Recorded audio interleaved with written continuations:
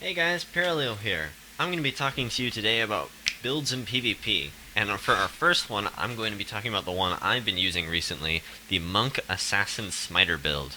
So let's get right down to it. Again, it's a PvP character, so I will be giving out both codes for the spells and for the items, so it's easier to make. So, for our first spell, we have Ray of Judgment.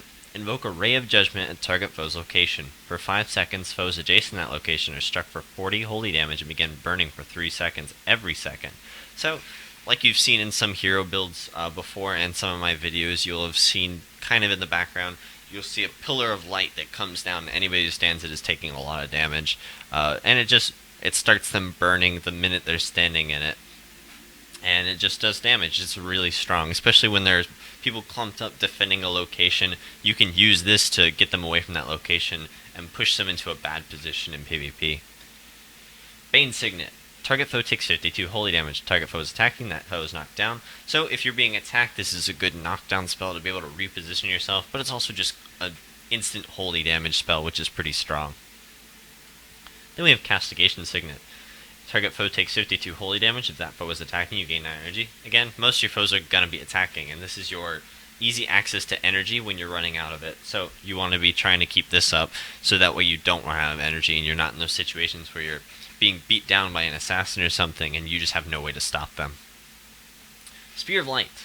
Spear of Light flies out towards target foe and deals 52 holy damage if it hits. Then it deals 50 plus 54 more damage if it hits an attacking foe. So generally you're always going to be doing about 100 damage because this is always going to hit an attacking foe. But in those situations where you're catching people off guard, you're just going to hit them for 52. So you kind of want to wait on some of your spells until they're kind of attacking, and you want to just adjust what you're attacking based on this. Then we have Smite Condition. Remove one condition from target ally. If condition was removed, foes in the area take 53 holy damage. So kind of as a kind of a supportive thing. You can also use it on yourself. So when you get struck with conditions like bleeding or something, you can get rid of it, and then everything near you or the ally you're taking it off of will take damage. Then we have Smite Hex.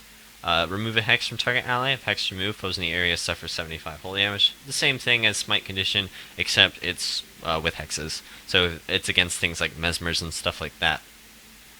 But it also does more damage because this is going to be more focused on the anti-caster, so you need to be close to them to do the damage, and hexes aren't going to be nearly as prevalent.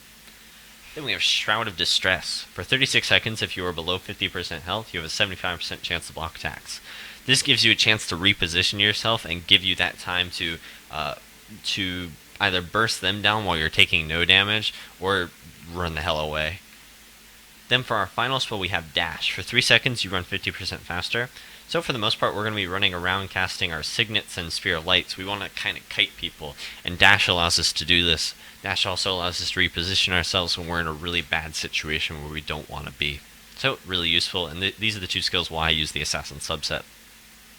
Then you can put 12 into Smiting Prayers, 12 into Divine Favor, and 3 into Shadow Arts.